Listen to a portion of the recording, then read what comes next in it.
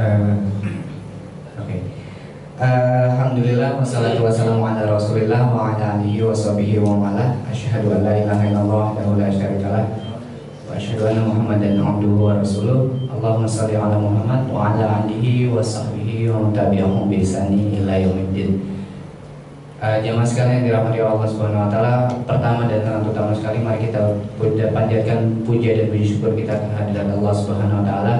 Allah dengan segala nikmat dan rahmatnya membukakan mata dan telinga kita dan meringankan langkah-langkah kaki kita sehingga kita bisa kemudian ada di sini, karena di malam minggu ini kita pastinya memiliki opsi-opsi untuk hangout ya, tanda kutip kemana, tapi karena hidayah Allah, karena rahmat Allah, Allah tuntun kita, Allah pilih kita untuk kemudian hadir di tempat ini kemudian yang menjadi apa ya, tujuan salah satu misi kita, kenapa kita mengadakan kurma dan di hari Sabtu. Salah satunya yaitu ingin kayak memfasilitasi teman-teman atau merubah sedikit, melawan kebiasaan kita yang biasa menghabiskan waktu malam minggunya yang identik dengan hedonis, kita ganti dengan bermajelis ya.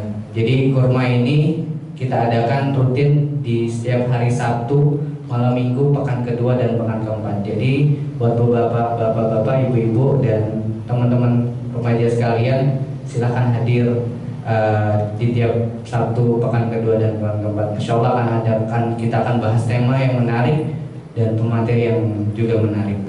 Kedua, salawat serta salam semoga tetap tercurahkan kepada kedua kita, panutan kita, suri tauladan kita, yaitu Nabi Muhammad Rasulullah Sallallahu Alaihi Wasallam, juga kepada keluarga beliau, sahabat-sahabat beliau, dan juga mudah-mudahan salat itu bersambung kepada kita, yang kemudian kita tidak hanya berharap mengaku sebagai umat beliau, juga kita berharap semoga nanti di yaumil kiamah kita diakui sebagai umat beliau.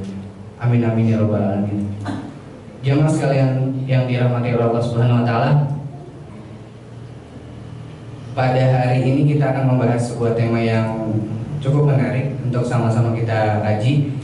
Namun sebelum kita masuk, saya ingin memberikan sedikit informasi, mungkin juga bagi bapak-bapak atau teman-teman yang hadir, jamaah sekalian sudah membaca ya di pamflet atau di broadcast gitu ya, kami sebar bahwa kurma kali ini ada sedikit berbeda dengan kurma-kurma sebelumnya. Karena kenapa? Karena pada hari ini kita insya Allah akan sedikit menggalang dana ya, akan membuka, akan memfasilitasi buat jamaah sekalian yang ingin turut membantu saudara kita yang kurun waktu berapa minggu belakangan ini di Aleppo, Suriah sana sedang dizolimi oleh rezim Bashar Assad yang menganut agama Syiah Nusyairiyah. Untuk itu kami nanti di setengah sesi kajian kurma akan menggalang dana untuk kemudian nanti kami salurkan melalui lembaga-lembaga NGO Islam yang terjun atau fokus ke bidang Suriah itu sendiri. Oke, jemaah sekalian dirahmati Allah, tidak berlama-lama lagi, tapi di depan saya ada beberapa buku nih. Sayang kalau didiamkan. Sebelumnya saya mulai dengan ingin memberikan pertanyaan dan bagikan buku ini bagi siapa yang berani memberikan pernyataan tentang apa sih maksud dari tema kita, bersamamu menuju surga. Biasanya kalau yang jomblo nih baper banget ya. Anggapannya pasti apa nih, tentang keluarga atau apa ya. Ada yang berani gak kira-kira tema kita ini kemana? Angkat tangan, ada yang berani? Saya akan bagikan buku nih, bagus. Bersamamu menuju surga. Kira-kira temanya kemana? Ya, silakan.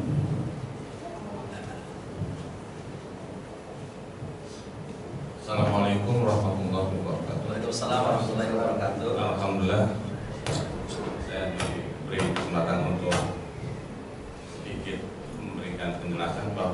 bersamamu menuju surga adalah ku anfusakum wa ahlikum nar. Bahwasanya setiap keluarga, baik itu famili ataupun yang lainnya, dijaga dalam hal pergaulan, dalam hal tindak tanduk untuk menuju hidayah Allah Subhanahu wa Ta'ala, agar jangan sampai keluarga kita terjerumus ke dalam lembah-lembah yang dilarang oleh Allah Subhanahu wa Ta'ala. Untuk itu, maka pada malam hari ini dengan tema bersamamu menuju surga ini, agar pada ikhwan-ikhwan dan saudara-saudara kami ini untuk memahami bahwasanya surga itu memang sangat mahal, yang ditempuh oleh mungkin nyawa dan darah kita. Wassalamualaikum warahmatullahi wabarakatuh. Terima kasih Bapak. Dengan Bapak siapa? Maaf. Abdul. Gimana sih? Dapat hadiah. Jawabannya. Silakan. Boleh bisa. Oke, masih banyak nih ya. Nanti buat penanya dan ada kuis lagi. Oke, tadi sedikit sudah digambarkan terkait dengan tema kita pada malam hari ini. Namun memang nanti cakupannya lebih luas lagi. Oke, penasaran gimana? Langsung saja kita serahkan yang lebih ahlinya, Ustadz Nanang Mubarak yang akan menjelaskan lebih rinci. Untuk itu, Ustadz silakan. Jazakallah moderator. Bismillahirrahmanirrahim. Assalamualaikum warahmatullahi wabarakatuh. Alhamdulillahirabbil alamin. Nashkurullaha wa nahmaduhu wa nasta'inuhu wa nastaghfiruh wa na'udzu billahi min syururi anfusina wa min sayyiati a'malina. May yahdihillahu fala mudhillalah wa may yudlil fala hadiyalah. Asyhadu an la ilaha illallah wahdahu la syarikalah wa asyhadu anna Muhammadan abduhu wa rasuluhu. Ba'da Allahumma shalli wa sallim wa barik ala Muhammadin wa ala alihi wa ashabihi wa man jahada fi sabilihi ila yaumil amma ba'd. Ya ayyuhalladzina amanu taqullaha wa tanzur nafsum ma qaddamat lighad wa taqullaha innallaha khabirum bima ta'malun. Wa qala aidan wasari'u ila magfiratin min rabbikum wa jannatin arduha as-samawati wal ardu lil muttaqin alladzina yunfiquna fis sarra wad dharra wal kadhibina al ghaidha wal 'afina 'anil nas wa al-ayat surat Al-Imran. Hadirin sekalian, rahimanallah, kita bersyukur kepada Allah pada kesempatan yang mulia ini kita masih diberi taufik Allah Subhanahu wa taala, dimudahkan untuk melangkahkan kaki ke sini. Sungguhnya di antara hidayah-hidayah yang Allah berikan kepada manusia yang paling mahal hidayah taufik. Kalau Profesor Dr.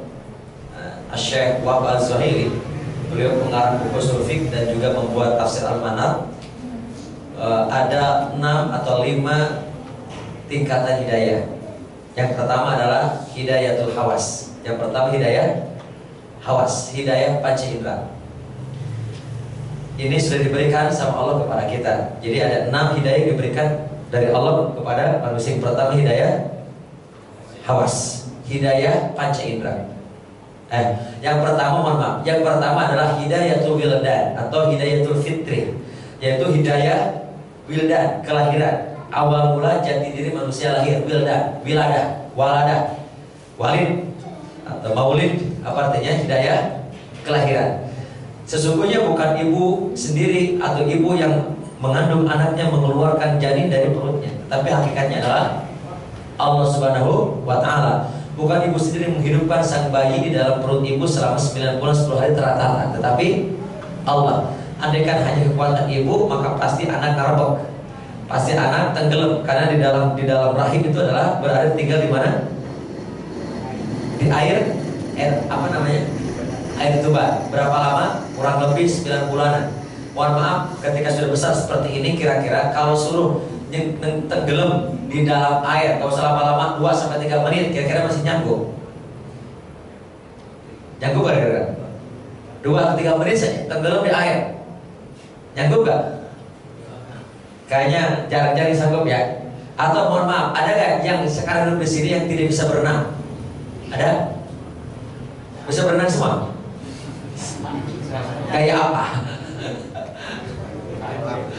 Padahal ketika kita masih jadi janin dalam perut ibu, dalam rahim adalah 9 bulan kita berada di dalam air. Pertanyaannya, siapa yang menghidupkan sang bayi dalam air rahim seorang ibu? Ibunya sendiri atau Allah? Allah. Ini adalah tuntunan hidayatul wildan, hidayah kelahiran atau hidayatul fitri. Yang kedua adalah setelah lahir dia diberikan, manusia diberikan namanya hidayatul hawas, hidayah panca indera. Yang boleh berfungsi adalah pertama kali adalah pendengarannya, lalu yang kedua adalah matanya, lalu adalah mulut yang lainnya. Alhamdulillah di sini dari Allah kita hidup di sini sempurna. Penglihatan matanya masih melihat, alhamdulillah. Pendengarannya telinga masih, mulutnya bisa berucap, alhamdulillah. Semuanya panca indera, pikiran, hati, jantung, kaki, tangan adalah hidayatul hawas. Kemudian dia beranjak dewasa dari mulai 0 tahun, sebulan, 2 bulan, 3 bulan, 4 bulan, 5 bulan. Kemudian berikutnya Allah berikan kepada manusia hidayah yang ketiga namanya hidayatul akli. Apa? Hidayah apa? Akal. Hidayah akal yang membedakan antara manusia dengan binatang yang lainnya dan mampu manusia mengasosiasikan apa yang dilihat, apa yang didengar, lalu ditafsirkan oleh apa? Oleh akalnya. Mampu membedakan mestinya mana hak, mana batil, mana benar, mana salah, mana halal, mana haram, mana istrinya dan mana istri orang lain. Mana yang sudah sah dan ijab kabul dan mana yang belum sah. Di sini udah nikah semua. Ini nyindir bagi jangan. Jadi, tapi nyindir surgawi insya Allah. Semoga para istri dapat jodoh semuanya, amin. Yang laki-laki dapat jodoh terbaik dari Allah, amin. Menurut kehendak Allah, bukan selera kita, tapi menurut kehendak Allah. Insya Allah kehendak Allah yang terbaik. Kalau menurut selera manusia belum tentu baik. Semoga yang di sini yang mengaminkan kabulkannya Allah. Yang laki-laki semoga mendapat perempuan minimal 3 cek cirinya. Yang pertama, cantik orangnya, amin dong. Yang ambil saja ya Allah kabulkan, yang gak amin biarin jomblo abadan. C yang kedua, cerdas orangnya, amin. Hati-hati yang tidak amin, kalau nggak cerdas berarti orangnya. C yang ketiga adalah soleha. Cerdas, cantik, cerdas, dipaksakan tapi minimal untuk cepat menghafalkan, kira-kira ya. Hidayatul apa yang ketiga? Akli, sehingga kita bisa membedakan mana salah, mana hitam, mana putih, mana haram, mana hak, mana batil. Itu adalah akal. Yang membedakan antara manusia dengan binatang adalah akalnya. Kata Buya Hamka rahimahullah almarhum, beliau mengatakan jika manusia hidup sekedar hidup maka kera pun hidup, kata beliau begitu. Jika manusia kerja hanya sekedar kerja maka babi pun di hutan bekerja. Lalu akan membedakan kita dengan binatang adalah gunakan akal. Inilah hidayatul akli. Tadi pagi saya dari jam 7 sampai mestinya sampai jam 5 saya memberikan training sehari di rumah sakit jiwa Jawa Barat. Mohon doanya, masih ada 4 batch lagi, 4 angkatan karena ruangan terbatas, jadi per angkatan 100 di rumah sakit jiwa.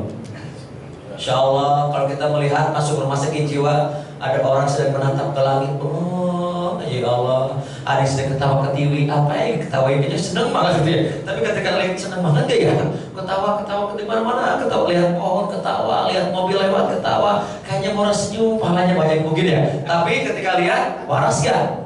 Jawabannya apa?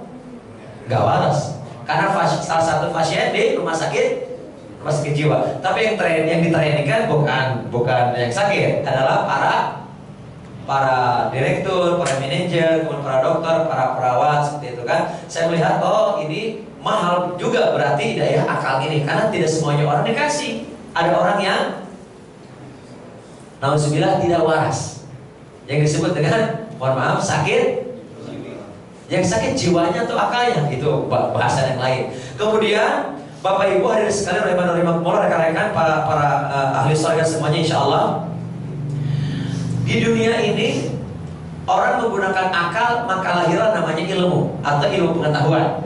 Dikembangkanlah lahirnya teknologi. Mestinya teknologi ini diciptakan atau dibuat oleh manusia sebagai ijtihad manusia untuk memfasilitasi hidup lebih mudah. Betul? Tapi apa akibatnya ketika sudah ada handphone aja? Ternyata ada banyak dampak positif juga tidak sedikit dampak. Contoh handphone itu adalah ternyata mampu mendekatkan jarak antara yang jauh dengan yang jauh menjadi dekat, betul ya? Yang jauh di Kalimantan, di mana, di Sulawesi, di Sumatera, di Jawa Barat, Jawa Tengah, Jawa Timur, bahkan di luar negeri, kita cukup dengan handphone, SMS, WA, Facebook dan yang lainnya. Yang jauh menjadi dekat, tapi pun sebaliknya, yang dekat menjadi jauh. Ada sebuah keluarga muda, pasangan muda baru punya anak satu, kira-kira begitu. Kalau ingin makan suami istri itu menggunakan SMS yang nasi udah siap. Kata sang suami, oke sebentar lagi ya mau matiin laptop. Padahal mah satu rumah. Bahkan mau tidur pun yang aku bobo pada sebelah-sebelahan. Yang satu menghadap ke barat, satu lagi menghadap ke selatan, berhubungan. Yang aku mau bobo duluan, ya aku juga bobo. Padahal mah tinggal kecupin kiri kanan. Ini mah menggunakan apa? Handphone seolah yang dekat. Beberapa hari yang lalu saya ke Kalimantan, di bandara itu banyak orang antri begitu. Ternyata ada ibu-ibu muda bawa anak, satu sudah bisa berjalan, kayak anak TK, satu lagi masih bisa baru bisa ngerangkak. Sang ibu punya handphone 3. Dia asik update status dengan handphonenya. Ternyata trolenya yang numpuk barang-barangnya gelinding dengan sendirinya. Dan ternyata gelinding arahnya kepada anaknya sedang berangkat. Dia asik aja, orang-orang berteriak heboh, anak siapa. Ketika anaknya menjerit dan yang lain heboh, baru dilihat anak sendiri, lalu dia banting handphonenya. Anaknya sudah kelindes dan berdarah. Seolah yang dekat menjadi jauh. Nauzubillah, semoga tujuannya bukan itu teknologi handphone diciptakan, betul ya?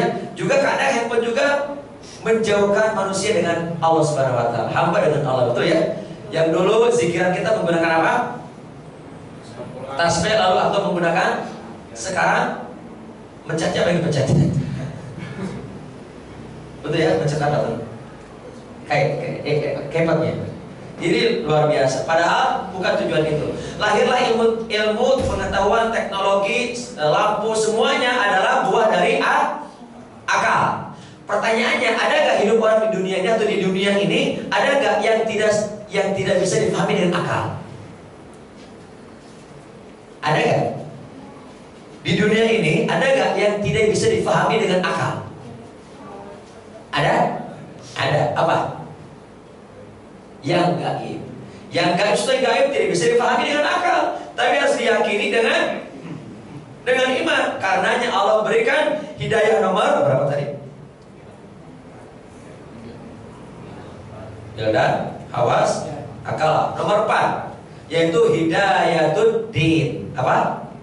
Hidayatul din. Dengan agamalah kita dibimbing untuk mengetahui hal-hal yang gaib, termasuk siapa Tuhan kita, siapa Nabi kita, apa agama kita. Kemudian adalah ada kematian, ada surga neraka, termasuk adalah ada hari penghancuran semua alam semesta. Itu semua tidak bisa dipahami oleh akal.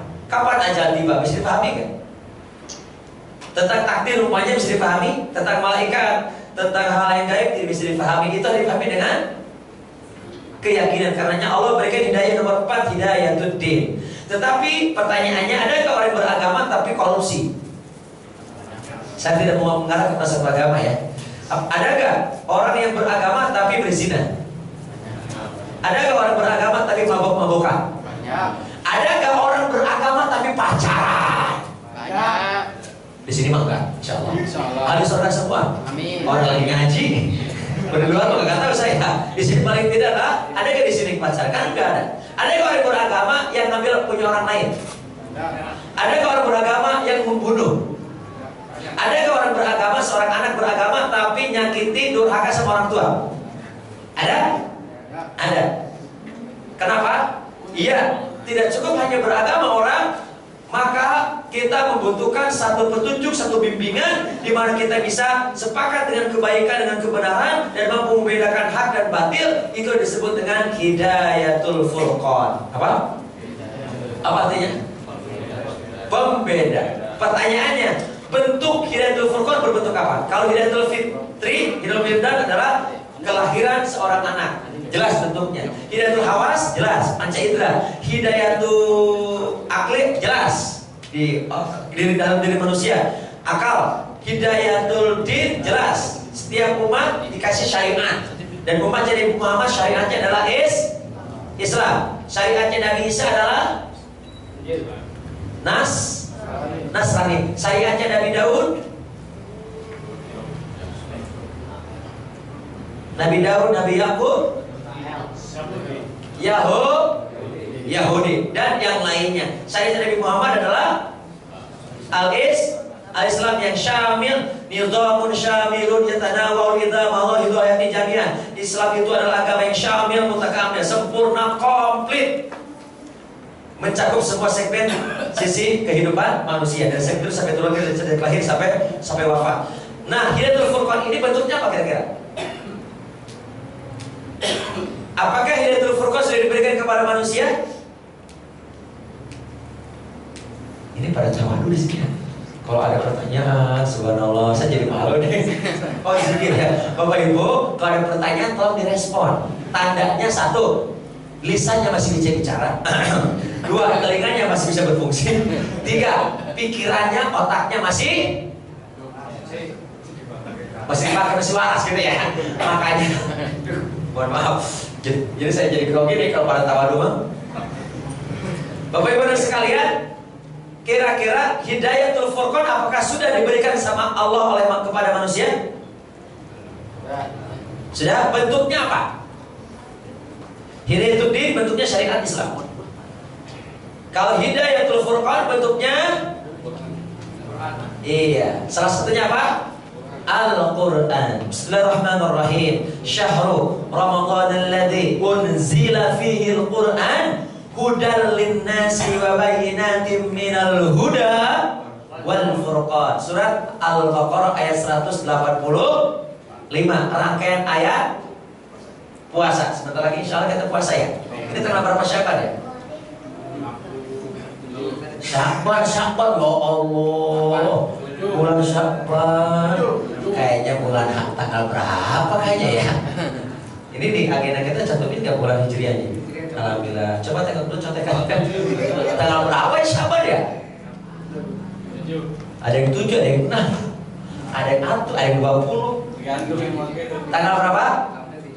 Di kalender 7. 7-nya tuh hari tadi.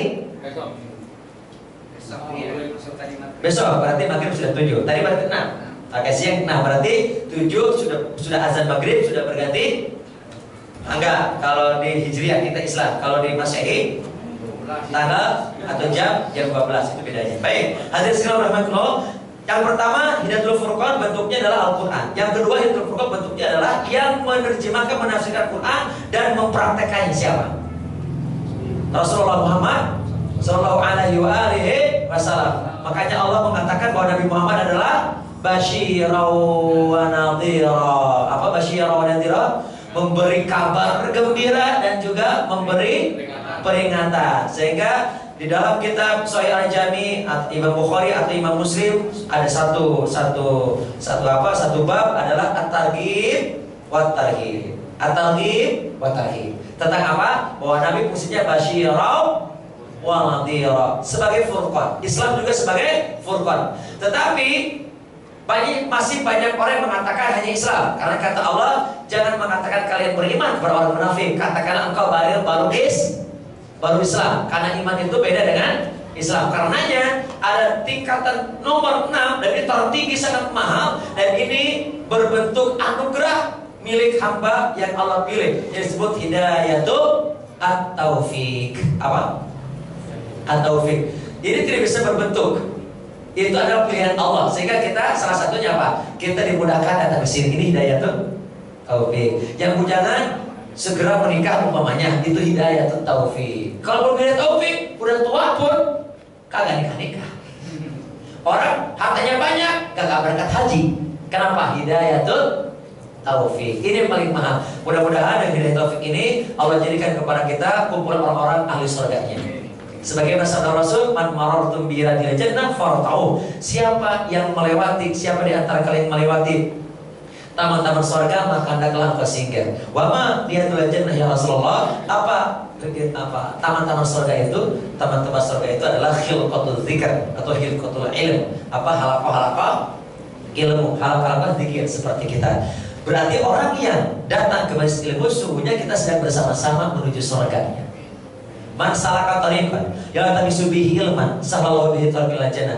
Barang siapa yang keluar dari rumah menuju sebuah majelis untuk mempelajari sebuah ilmu, memahami sebuah ilmu, maka kelak Allah akan mudahkan jalannya menuju surganya. Berarti barang siapa yang semangat menuntut ilmu kajian sepekan sekali, 2 pekan sekali, 2 pekan sekali, maka insya Allah dengan izin dari Allah kita akan dimudahkan jalannya menuju surga kita. Berarti mafhum mukhalafah, kaidah terbaliknya, siapa yang malas datang ke majelis ilmu seperti ini, maka sungguh dia sedang mempersulit dirinya masuk ke dalam surganya. Semoga dengan taufik ini Allah mudahkan kita kelak bersama-sama menuju surga. Bapak Ibu hadirin sekalian, kembali ke tema kita, bersamamu menuju surga. Berarti tidak sendirian. Yang saya pahami adalah berarti tidak sendirian. Betul ya? Berarti bersama-sama, entah dengan siapa, saya juga tidak tahu. Nanti kita bahas melalui banyak ayat dan banyak sabda Rasul yang mulia Muhammad Rasulullah Shallallahu Alaihi Wasallam. Bersamamu, bersama siapa kira-kira? Semuanya, gitu ya, insya Allah. Yang sudah punya istri bersama istrinya, punya anak dengan anaknya, yang punya orang tua dengan orang tuanya, yang punya kakak adik dengan kakak adiknya, dengan yang punya teman insya Allah dengan temannya.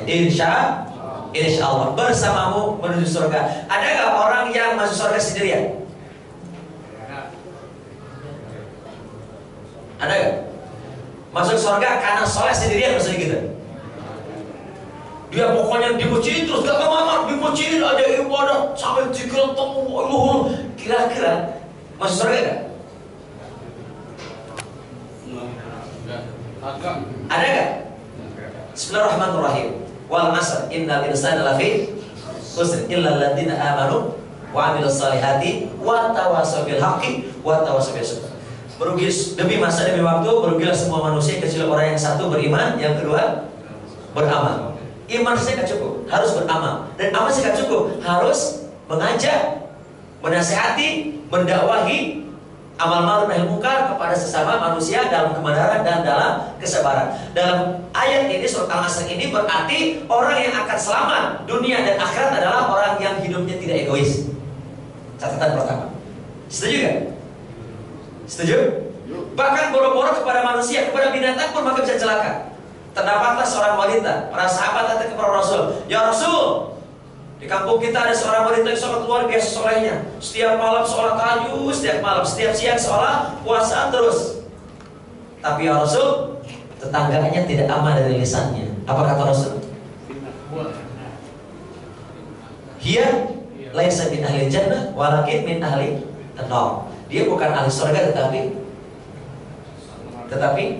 ahli neraka. Soleh sih, setiap malam tahajud, baca Quran terus, puasa terus, tapi tetangganya tidak aman dari lisannya, apalagi dari tangannya. Maka kata Rasul itu bukan ahli surga. Bahkan bukan hanya kepada manusia, kepada binatang. Terdapat seorang wanita juga diceritakan oleh sahabat dan disampaikan oleh Rasulullah SAW bahwa celakalah seorang wanita orang soleh ketika dia mengurung kucing. Kisahnya kan begitu, mengurung kucing.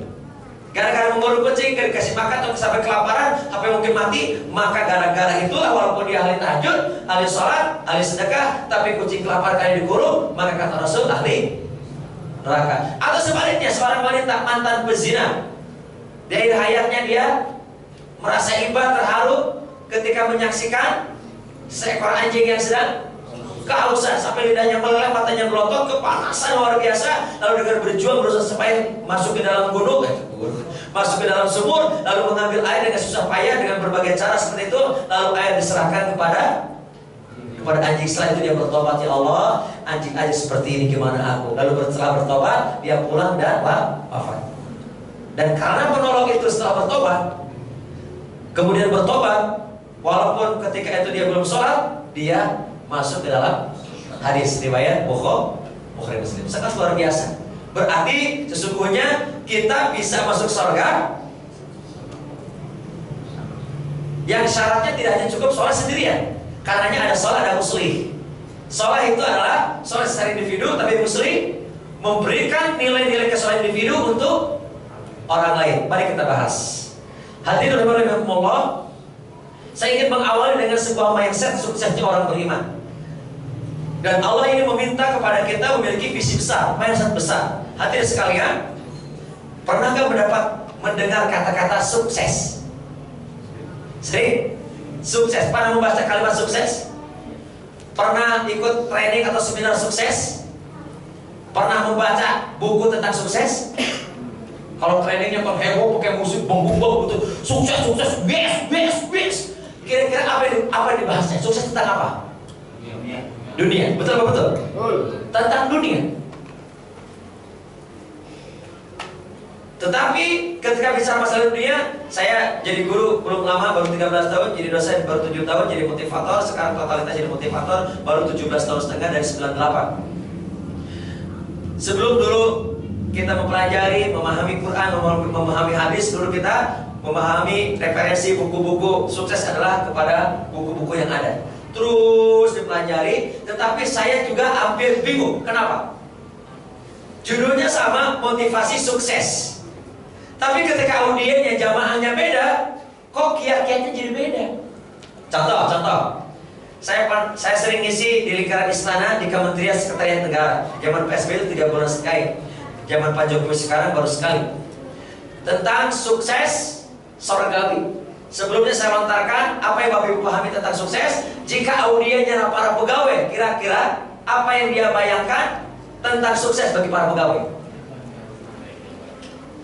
Karirnya naik, gajinya naik. Setelah itu punya rumah, yang lainnya bisa kembali rumah. Ganti audiennya, jamaahnya dengan para dosen, para guru. Sukses menurut guru apa? Sukses sebagai seorang dosen, seorang guru, sama nggak suksesnya sebagai seorang pegawai tadi? Lain. Maka kiat suksesnya sama nggak? Beda. Kemudian tiba-tiba diganti jamaahnya atau audiennya tukang ojek atau supir. Kira-kira apa sukses menurut supir atau ojek? Pelanggannya banyak, betul ya? Lalu saya berikan kiat-kiat sukses, sama atau beda dengan yang sebelumnya? Kemudian diganti audiennya adalah para pengusaha. Apa sukses menurut pengusaha? Bisnisnya, usahanya lancar, untungnya, profitnya besar. Maka kiat suksesnya sama nggak? Diganti audiennya dengan orang marketing dan sales. Apa sukses menurut marketing dan sales? Penjualannya banyak kan?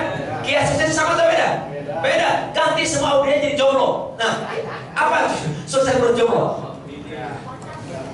Dia kan? Kiat suksesnya sama atau beda? Beda. Kenapa? Judulnya sama tapi kiat suksesnya beda. Satu, karena mereka memikirkan tentang dunia dan masing-masing orang ingin memiliki dunia sesuai dengan keinginannya. Setuju gak? Karenanya kalau dipikir-pikir sukses dunia itu bingung. Kata Rasul, jika kau ingin melihat dunia, maka celupkan satu jarimu ke lautan dan angkatlah jarimu, maka apa yang tersisa? 1 tetes, 2 tetes. Apakah seperti air mancur di keran? Tapi 1 tetes.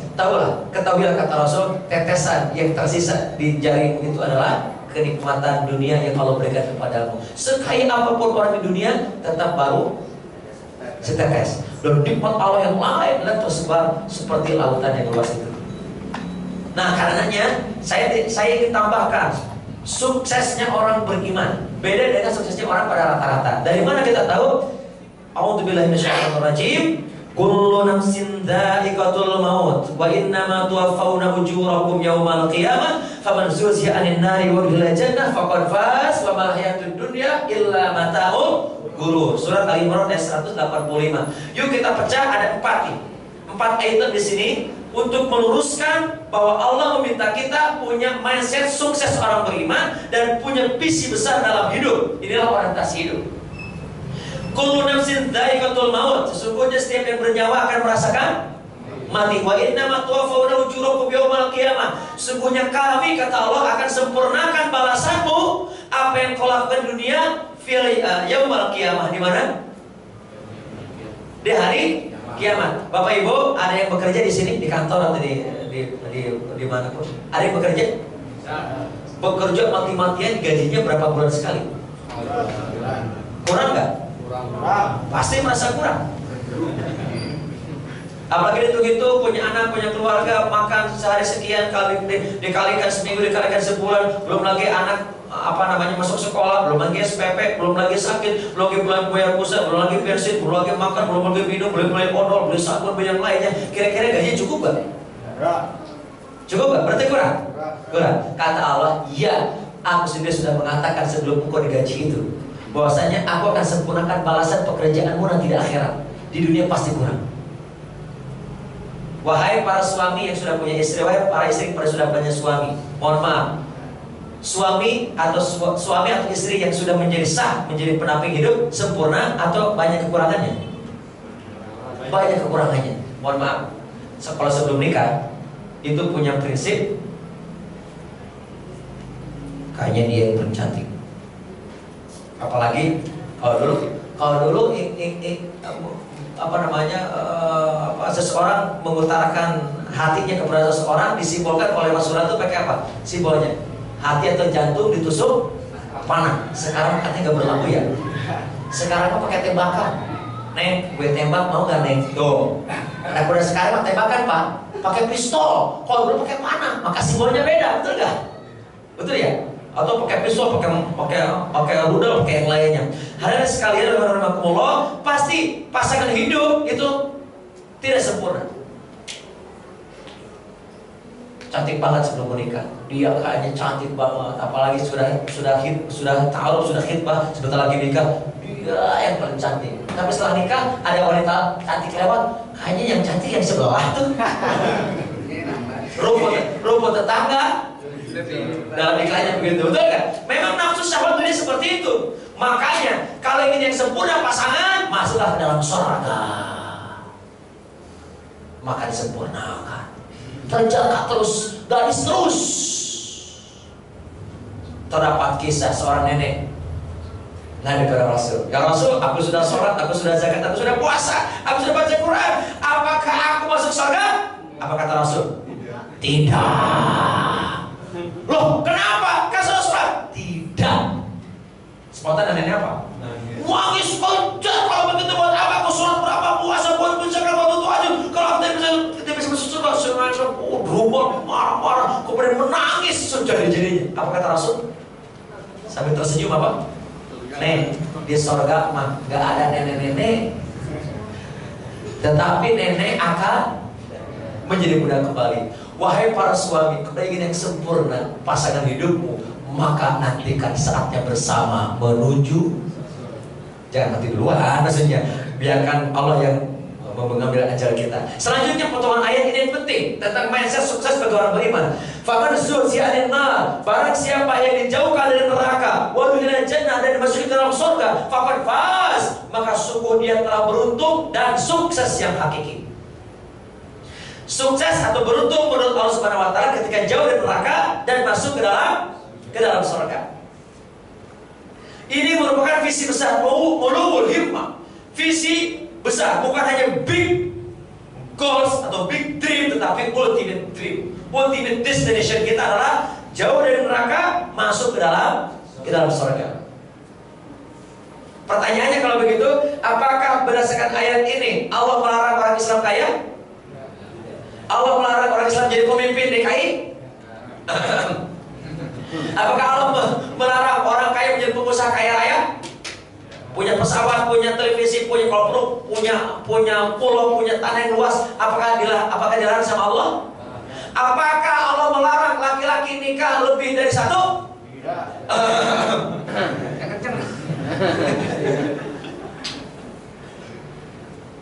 Ada larangan nggak? Silahkan.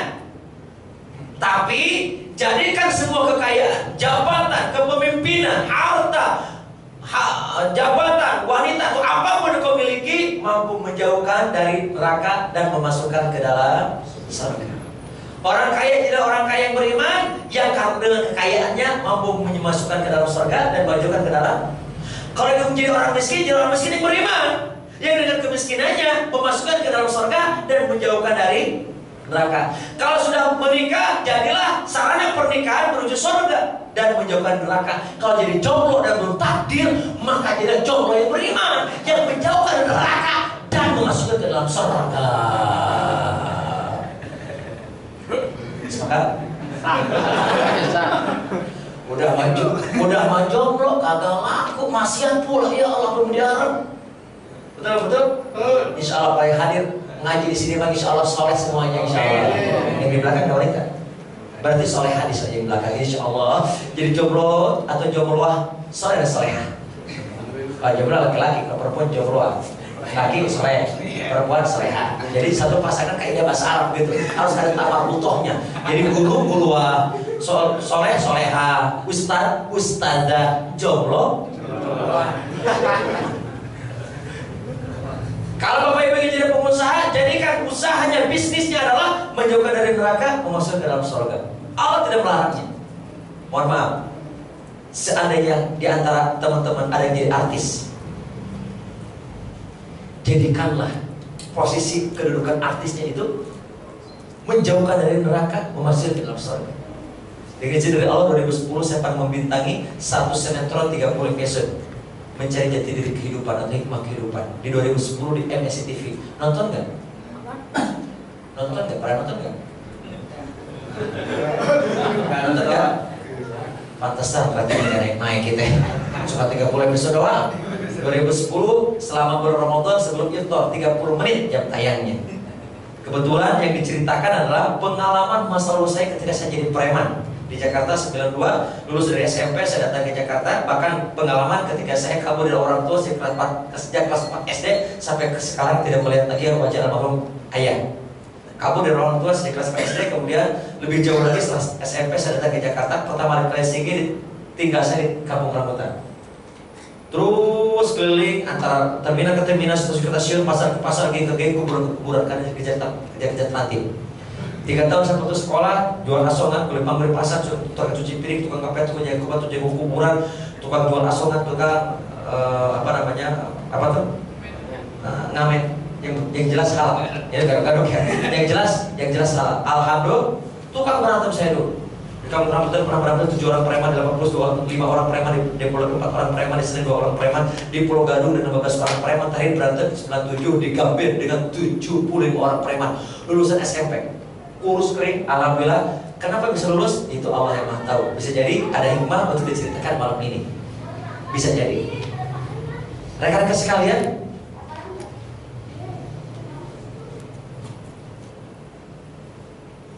nasib tidak ada yang tahu. Yang jelas kita harus memahami pola sukses kita. Dan Allah telah memberikan pola sukses. Apapun profesimu. Saya pernah memerankan tadi bintang utamanya di sinetron tadi. Mudah-mudahan dengan itu kita bisa memiliki cara berdakwah dengan mereka. Hanya banyak para artis yang sudah sadar, kita komunikasi dengan mereka, ada pengajian sebulan sekali kan, ada taklim gitu ya, walaupun taklim belum seperti ini seperti itu. Tapi alhamdulillah dari antara mereka yang tadinya goyang dompet, jadi sekarang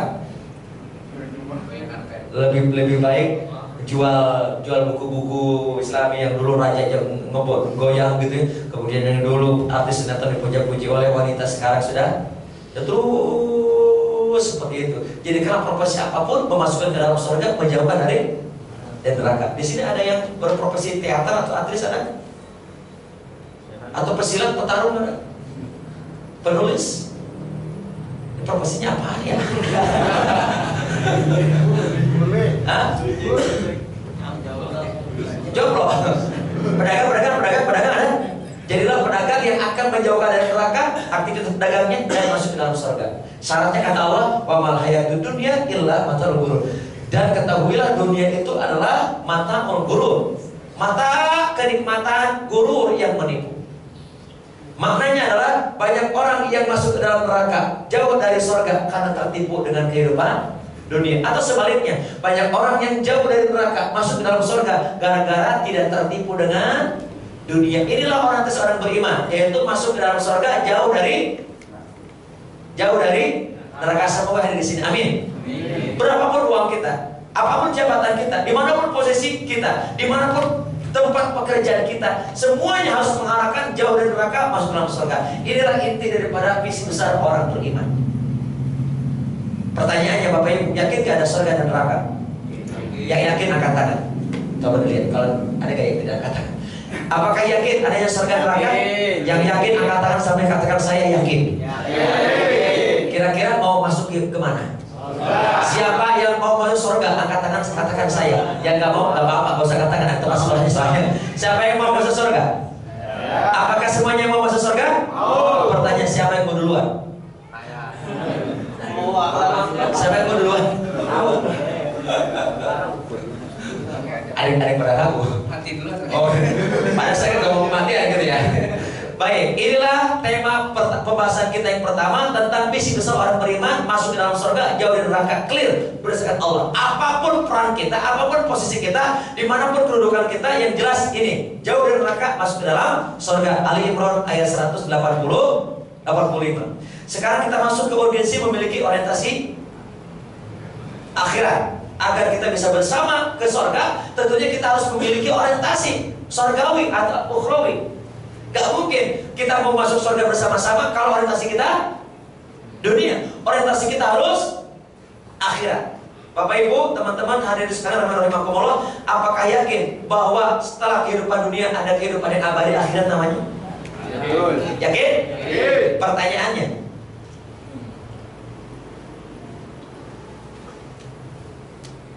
apa tujuan hidup kita selama ini? Mencari kehidupan dunia atau kehidupan di akhirat? Kehidupan akhirat. Orang beriman mestinya dia punya tujuan hidup, orientasinya adalah mencari kehidupan akhirat. Kata Rasul, engkau hidup di dunia ibarat engkau sedang berteduh di bawah pohon. Maka janganlah terpesona, janganlah pohon tersebut mungkin rindang kita berteduh atau ada buah-buahnya kita makan. Jangan terkecoh. Jangan berlama-lama, engkau harus segera bangun, bangkit dan berjalan menuju tujuan yang Allah telah tetapkan, yaitu Akhirat. surga. Makna analogi pohon itu adalah dunia yang kadang menyenangkan, menidurkan, mengenakan, menyamankan, sehingga banyak orang yang lupa terhadap tujuan akhir berbentuk atau berupa akhirat. Pertanyaan berikutnya, Bapak Ibu, seringkali kita difahamkan oleh guru-guru kita dulu atau orang tua kita bahwa hidup di dunia ini ada dua pernyataannya: seimbang dunia akhirat atau fokus pada akhirat. Bapak Ibu hadirin yang Allah, kira-kira teman-teman sekalian, kira-kira setuju yang mana? Sepakat yang mana? Seimbang dunia akhirat atau harus lebih fokus mengutamakan akhirat?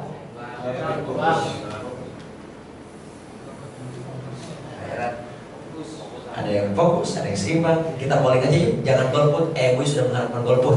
Kata KPU dilarang golput. Dengan golput berarti tidak niat baik untuk memperbaiki keadaan dan kondisi bangsa dan negara kesatuan Republik Indonesia. Ketika golput orang baik yang akan jadi jadi satu di antara dua. Tolong dihitung dan dilihat. Siapa yang sepakatnya dengan pemahaman hidup di dunia harus seimbang dunia akhirat? Angkat tangan. Itu. Ya ragu-ragu, nih thinking apa? Oke, siapa yang harus lebih fokus mengutamakan akhirat? Orang soleh insyaallah. Siapa yang masih golput? Bingung. Kalau sudah banyak, berarti saya nggak bisa menerangkan lebih jauh lagi. Tapi ada yang masih memilih seimbang dunia akhirat, seimbang dunia akhirat. Apa makna seimbang dunia akhirat? Dan biasanya dalilnya apa kira-kira? Seringkali diutarakan ketika hidup harus seimbang dunia akhirat. Dalilnya apa kira-kira? Rabbana atina fid dunya hasanah wa fil akhirati hasanah wa qina adzabannar. Surat apa itu? Ayat keberapa? Pokoknya Al-Baqarah gitu ya. Al-Baqarah ayat 201. 200 ayat 200-nya apa? A'udzubillahi minasyaitonir rajim. Faminan nasi may yaqulu rabbana atina fid dunya hasanah wa ma lahu fil akhirati min khalaq. Ayat 200. Ayat 201-nya wa minhum may yaqulu rabbana atina fid dunya hasanah wa fil akhirati hasanah wa qina adzabannar. Ayo kita ini kan Rabbana, ya Allah ya Tuhan kami, atina, datangkan, anugerahkan, berikan anugerah kepada kami fid dunya hasanah. Di dunia berupa kebaikan. Hasanah menggunakan kalimat mufrad tunggal, jamaknya hasanat, pakai alif dan ta panjang. Ini hasanah, berarti meminta kebaikan dunia berapa? 1. Meminta kebaikan dunia berapa? 1. Wa fil akhirati, dan yang Allah anugerah kepada kami di akhirat hasanah, tunggal juga. Dan berikan kepada kami kebaikan akhirat. Berarti 1 dengan 1 seimbang dong. Pertanyaannya, ayat ini sudah titik atau baru koma? Lanjutannya apa? Wa qina adzabannar. Wa dalam kaidah bahasa Arab artinya apa? Dan kalau dalam kaidah hitung-hitungan, wa itu adalah apa? Plus apa?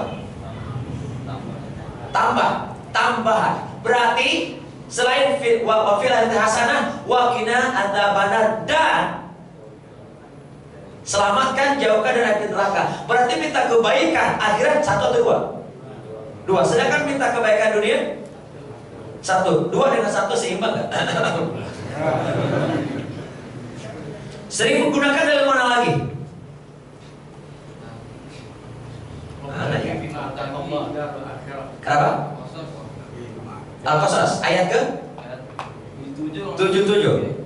Wabtaghi fima atakallahu darul akhirah wa la tansa nasibaka minad dunya. Apa artinya? Wabtaghi, bangkit, kejar, raih, dapatkan, bergerak untuk meraih kebahagiaan bagianmu akhirat. Ketika bilang dunia, jangan lupakan dunia. Untuk akhirat menggunakan kalimat aktif atau pasif? Untuk dunia, mana yang paling powerful? Dalam kaidah tata bahasa, kalimat aktif atau kalimat pasif? Kalimat aktif ada subjek, ada objek, dan ada tekanan yang bergerak. Untuk dunia, pasif. Yang kedua, yang dibahas ayat ini akhirat dulu atau dunia dulu? Apa maknanya? Dalilnya apa lagi? Seringkali di sini soal banget insya Allah. Ada surga semua. Kalau di luar sana, di Indonesia bagian yang lain, itu sebanyakan seimbang dunia akhirat. Dalilnya apa kira-kira? Seringkali. Ada gak, pernah gak mendapat bahwa dalil suka menggunakan bekerja sungguh-sungguh seolah akan hidup selamanya. Terus beribadah dengan khusus seolah itu dalil apa itu? Enggak dari hadis atau Quran? Bukan hadis. Itu bukan Quran, itu bukan hadis. Berarti tidak bisa dijadikan dalil, tidak bisa dijadikan hujjah, dan cenderung kalau hadis dikatakan hadis itu maudhu'. Maudhu' palsu. Ada lagi kira-kira? 1 dengan 2 seimbang kan? Coba, waktu dunia abadan atau sementara? Di akhirat? Dan efek dari keseimbangan, mohon maaf, efek mindset atau persepsi bahwa harus hidup dunia seimbang dunia akhirat, akhirnya ketika satu waktu ada 2 kepentingan, dunia atau akhirat, maka seringkali manusia mengalahkan kepentingan apa? Akhirat. Contoh, kalau jam kantor itu jam istilahnya jam berapa? Jam 12. Gitu ya, jam 12. Saatnya sholat dhuhr dan saatnya istirahat makan siang. Kebanyakan manusia makan dulu baru sholat atau sholat dulu baru makan?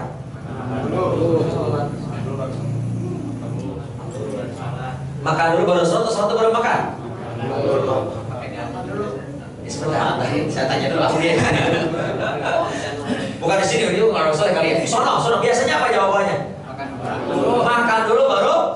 Nah, sekarang dalilnya apa? Suka ada dalil alasan apa? Satu alasannya apa? Biasanya daripada sholat gak khusyuk, kagak konsen, lebih baik maka satu alasan, betul ya? Kata Syekh Ibnu Taimiyah dan kata guru saya almarhum Kiai Hajar Rahmat Abdullah mengatakan siapa orang yang punya alasan untuk menyampingkan melalaikan akhirat, maka Allah akan berikan musibah dengan cara diberikan alasan-alasan berikutnya sehingga dia betul-betul melupakan dan melalaikan akhirat. Alasan pertama tidak apa? Daripada sholat gak khusyuk. Alasan kedua biasanya apa? Sholat kan sholat nomor 2. Pernah mendapat kata-kata itu? Sekilas kalimat itu benar, sekilas, betul gak? Sholat nomor 2. Nomor pertama apa?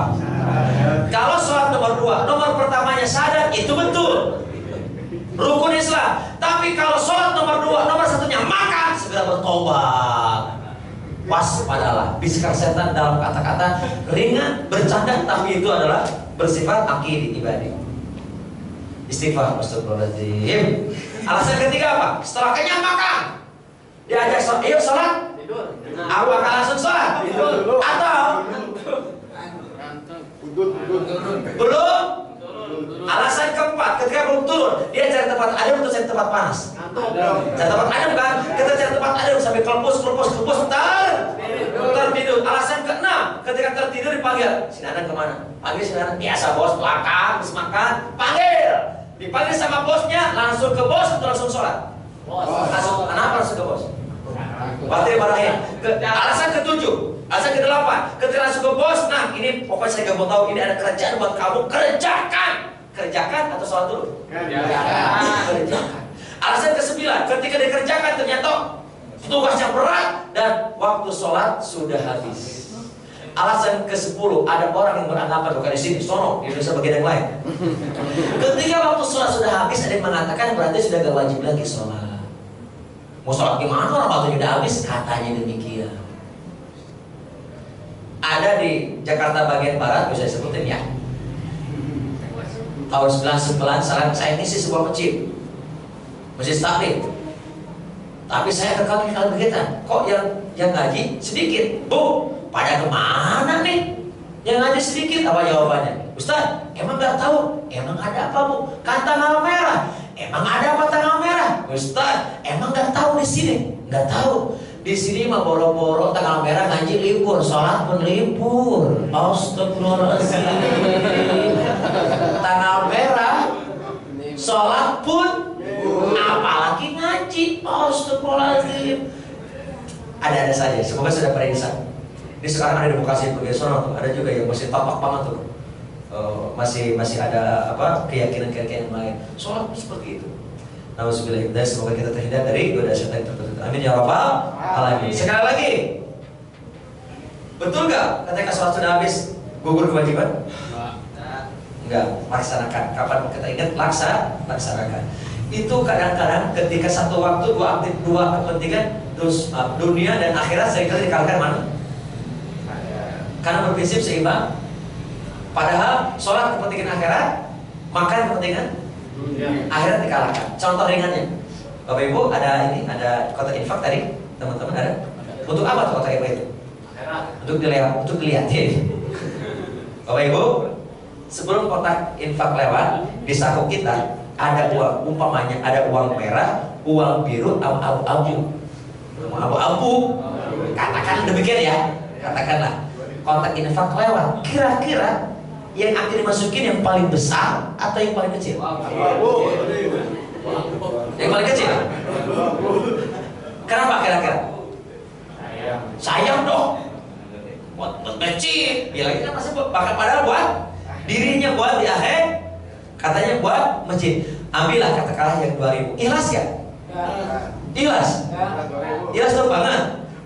Kalau ikhlas, ngambilnya gimana? Ambil langsung jus masuk. Gak banyak, gak pikir panjang betul. Tapi kalau ngambil 2000 dengan cara begini,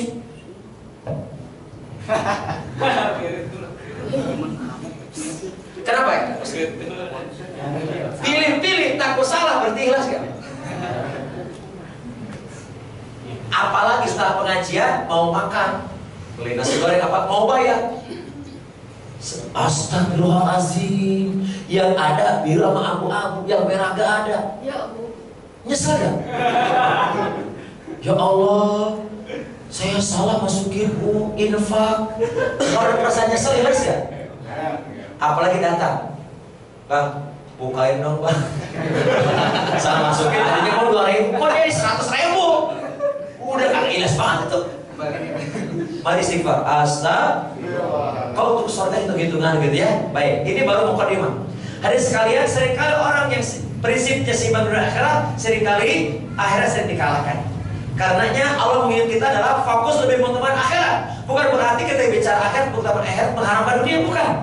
Justru ketika mengutamakan akhirat, dunia Allah akan dapatkan. Insya tanam padi, rumput akan tumbuh. Tapi tanam rumput, fokus akhirat, dunia dapat. Fokus dunia,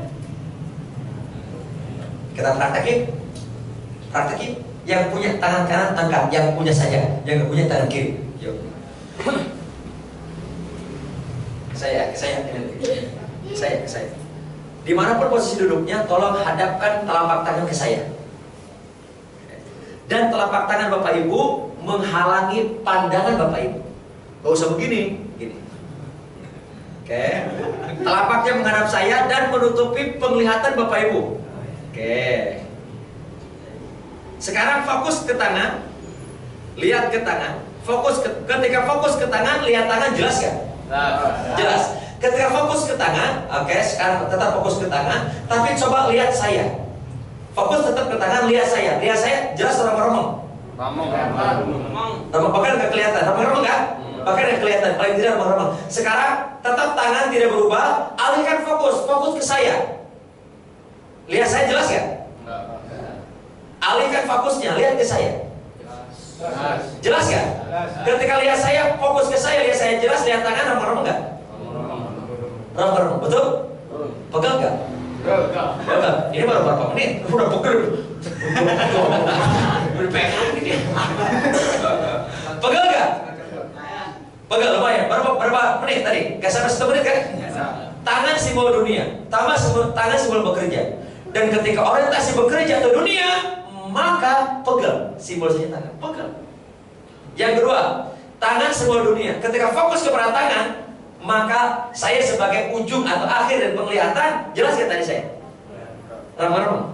Bahkan tidak kelihatan ketutup. Tapi ketika fokus ke saya, lihat jelas, lihat tangan, remeng-remeng. Hilang nggak tangannya? Tidak. Fokus ke akhirat, dunia akan dapat. Fokus pada dunia, seringkali akhirat terlupakan. Ini ayat yang tadi dibacakan surat apa? Surat Al-Qasas. Wabtaghi fima atak. Surat Al-Qasas ayat 77. Baik, hadirin sekalian rahimakumullah. Ini ayat yang tadi dibacakan surat Al-Baqarah ayat 201. Bahwa Allah membentuk atau membagi manusia dua macam. Satu orientasi akhirat, yang kedua satu orientasi dunia, hanya dunia saja. Di dalam ayat 200-nya, Faminan nasi dan sebagian manusia mayakul, ada yang berdoa berkata, Rabbana ya Allah Tuhan kami, atina datangkan anugerahkan kepada kami di dunia wa malau fil ya Allah anugerah kepada kami kebaikan dunia wa malau fil akhirati min khalaq. Tetapi kata Allah, ketahuilah di akhirat dia tidak mendapatkan apa-apa. Kalau orientasinya dunia, kata Allah, akhirat tidak mendapatkan apa-apa. Tapi kalau orientasinya dunia akhirat dan lebih fokus kepada akhirat, Allah kasih dua-duanya. Surat Asy-Syura ayat 20. Man kana yuridu hasal akhirah nazidlahu fi hasi. Barang siapa yang keinginannya, cita-citanya, orientasinya untuk mendapatkan keuntungan akhirat, maka Allah akan tambahkan keuntungannya, bagiannya. Wa man kana yuridu hasal dunya, dan barang siapa yang menginginkan orientasi kehidupan dunia, nu'tihi minha, maka Allah akan kasih sebagiannya. Wa ma lahu fil akhirati min nasib, dan di akhirat dia tidak mendapatkan apa-apa. Ini baru mukadimah membahas tentang orientasi tentang akhirat, orientasi akhirat. Bahkan surah Allah, bal tu'thirunal hayatan wal akhiratu, dan akan tetapi kamu orang kafir memilih kehidupan dunia, sedangkan kehidupan akhirat adalah lebih baik dan lebih kekal. Bapak Ibu yang ikut pengajian di sini dengan yang di luar sana, banyakkan mana? Kenapa di luar? Beraktivitas, mungkin bertanya di luar, orientasinya kada dunia. Insya Allah yang di sini, insya Allah orientasinya surga, akhirat, dan insya Allah dunia pun akan dikasih. Insya Allah. Dan keuntungan kita fokus orientasi akhirat, kata Rasul, kita akan mendapatkan 3 faedah, 3 manfaat, 3 benefit. Dan jika orientasinya dunia, cita-citanya dunia, tujuan hidupnya dunia, Allah pun akan berikan 3 musibah, 3 dampak. Apa saja? Maka akhiratu himmu, barang siapa yang akhirat orientasinya, visinya, tujuannya, cita-citanya, niatnya, maka yang pertama Allah kasih ja'alallahu ghinahu fi qalbihi. Allah akan berikan rasa cukup di hatinya. Allah akan berikan rasa cukup di hatinya. Tapi barang siapa wa man kana dunya himmuhu, barang siapa yang dunia orientasinya, cita-citanya ja'alallahu fuqara'u baina ainaihi, Allah akan jadikan di depan matanya kefakiran. Kalau orientasi akhirat, rasa cukup. Gaji 15 juta cukup aja bawaannya. Tapi kalau orientasi dunia, gaji 3 juta gak cukup rasanya. Beda orientasi, betul gak? Kalau orientasi dunia, istri 1 gak cukup. Itu udah punya telur. Kalau orientasinya dunia, istri 1 gak cukup, betul gak? Orientasi akhirat, itu takdir Allah. Insya Allah 1 pun cukup, insya Allah. Kan gak habis itu kecuali wafat. Dan Rasul tidak menikah dengan istri yang berikutnya kecuali istri pertama sudah wafat. Betul? Rumah 2 lantai gede 1000 meter, perasaannya cukup aja bagi orang orientasi akhirat. Tapi rumah tipe 21 bagi orientasi dunia gak cukup bawaannya. Betul gak? Betul gak? Kedudukan jadi manajer bagi orang yang orientasi akhirat cukup. Tapi kedudukan office boy bagi orang yang berusaha tulisnya gak cukup bawaannya. Ada yang begitu. Ini orientasi dunia masalahnya. Betul gak? Orientasi akhirat maksudnya berapapun, maka dia bukan tidak bergeming dengan berapapunnya, tetapi Allah akan berikan rasa cukup. Dan ini sangat mahal. Sangat mahal. Bukankah dengan dunia manusia akan terus meminta dalam hadis Rasul, ketika sudah dikasih 1 bukit, 1 lembah, maka dia meminta lembah yang lain. Karena apa? Rakus. Karenanya orientasi akhirat, Allah akan berikan rasa cukup. Subhanallah. Anak 7, alhamdulillah cukup. Ada anak yang 1 merasa tidak cukup gitu ya. Terus mobil 1 merasa cukup. Ada orang yang punya motor yang merasa cukup. Seperti itu. Yang kedua, wa jama'alahu syamlahu, dan Allah akan jadikan, Allah akan kumpulkan, atau Allah ikut serta membereskan, menyelesaikan masalah-masalahnya. Tapi kalau orang di dunia, Allah akan cerai mereka masalahnya, Allah abaikan, Allah biarkan. Yang ketiga, orientasi akhirat, kata Allah, kata Rasul, wa tatud dunya wa hiya raqimatun, dan Allah akan datangkan dunia, dan dunia datang kepada saya dalam ngesot. Apa? Bagi orang orientasi akhirat, dunia datang, nyamperin. Kalau orientasi dunia, yang ngesot siapa? Manusia yang datang pada dunia, bahkan ngesot, bahkan minta-minta, bahkan mohon maaf, kadang ke atasan, apa istilahnya? Apa? Menjilat atasan. Dan berikutnya, itulah orientasi dunia akhirat bedanya. Jadi jelas, dari visi besar jauh dari neraka masuk dalam surga, kita sedang mengarahkan, Allah sedang mengarahkan kepada kita agar kita punya orientasi jelas, fokus utamanya akhirat, yaitu surga. Insya Allah dunia akan dibereskan. Kesimpulan dari materi pemukadimah ini adalah bahwasanya orang beriman hidupnya didesain oleh surganya, oleh akhiratnya. Sedangkan orang tidak beriman didesain hidupnya oleh dunianya. Orang beriman hidupnya didesain oleh akhiratnya, oleh surganya. Karenanya kita harus bisa memilih. Wa hadainahun najdain. Allah telah berikan, tunjukkan kepada kita dua jalan, 2 pilihan. Tolong dipilih. Ada hak, ada batil. Tolong dijawab. Pilih mana? Hak. Yang kencang. Hak atau batil? Hak. Halal atau haram? Hak. Benar atau salah? Hak. Sekali lagi. Hak atau batil? Hak. Halal atau haram? Hak. Benar atau salah? Hak. Nikah atau pacaran? Nikah. Sekali lagi, atau bohong? Sabilillah atau sabilit tagut? Ashabul yamin atau ashabul shimal? Hizbullah, hizbul syaitan? Taat atau durhaka? Nikah atau pacaran? Bekerja keras dengan jujur atau korupsi? Bersih atau kotor? Pilihan cuma dua. Tetapi hati-hati dalam memilih, karena di akhir pilihan menentukan surga atau neraka. Hadir sekalian, ini yang tadi disebutkan imal dunyaka, ini doif ya, bukan hanya doif tapi maudhu udah jelas. Nah, ini baru masuk tema nih. Udah habis waktunya ya? Tadi baru mukadimah nih. Sekarang baru mulai bersama di surga. Landasannya surat apa ini? Surat Al-Furqan ayat 21. Mohon diperiksa, khawatir saya salah surat. Walladzina amanu. Oh, ada artinya nih. Atur, maaf. Atur ayat 21. Alhamdulillah ada artinya. Walladzina amanu wattaba'athum dzurriyyatuhum biimanin alhaqna bihim dzurriyyatahum wa ma alatnahum min 'amalihim min syai' kullu imri'in bima kasaba rahin. Atur surat 52 ayat 21. Dan orang-orang beriman dan yang anak cucu mereka mengikuti mereka dalam keimanan. Kami hubungkan anak cucu mereka dengan mereka. Maksudnya apa? Mereka akan bersama-sama di surga. Dan kami tiada mengurangi sedikit pun dari pahala amal mereka. Tiap-tiap berusaha terikat dengan apa yang dia kerjakan. Maksudnya apa? Bapak Ibu, agar kita bisa bersama di surga, kata Allah, maka tidak ada yang bisa membersamakan nanti di surga kecuali keimanan.